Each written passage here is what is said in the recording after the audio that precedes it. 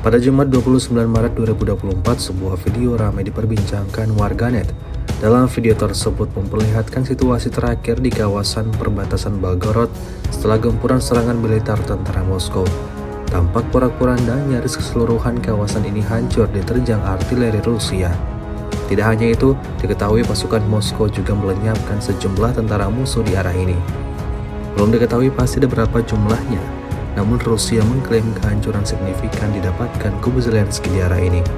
Sejak video ini beredar, belum ada tanggapan resmi dari pihak Kementerian Pertahanan Ukraina.